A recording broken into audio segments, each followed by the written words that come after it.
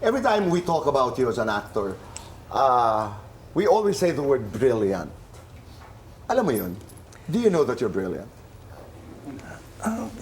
Hindi ko po masyadong iniisip, Tito Boy. Ako lang po, basta ginagawa ko yung trabaho ko sa higit na makakaya ko, sa binibigay ko talaga lahat para siyempre pinahahalagahan natin tong mga trabaho natin.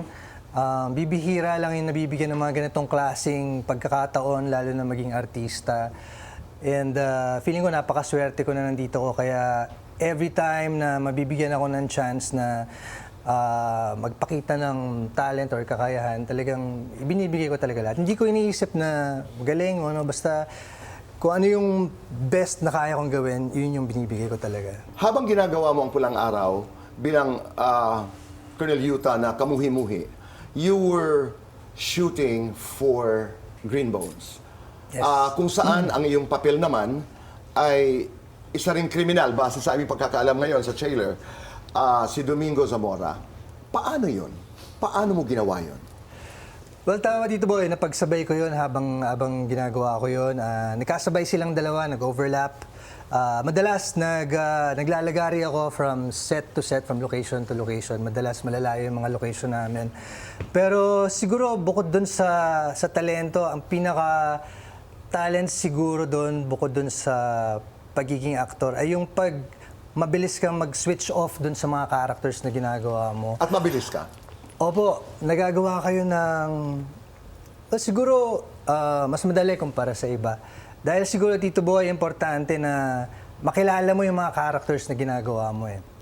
And pag alam mo na yung character na ipoportray mo, pag nandun ka na sa set na yun, madali mo nang i-adjust kung ano yung mga kailangan mong gawin dahil kilala mo na siya. Gaano ka kasama sa Green Bones?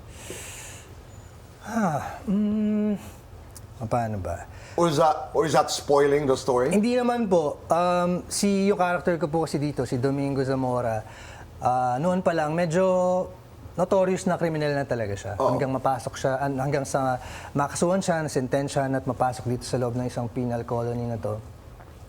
And yung kasamaan niya sapat para, alam mo yun, para mailagay sa isang confined na lugar at pagbayaran yung mga Kanya mga ginawa. Opo. Pero hindi pa natin pwedeng sabihin kung bakit mo pinatay ang sarili mong kapatid. Yes, hindi po pwede dahil Yun ang kwento. Halimbawa kung sasabihin mo ang linyang, ano ang ginawa mo sa anak ko? Na iba't ibang klase ng galit. Just to teach us non-actors how to do it. How would you do it, Dennis? anong ginawa mo sa anak ko? Anong ginawa mo sa anak ko? Parang ganun. Hala ka. Oo. Parang ganun lang.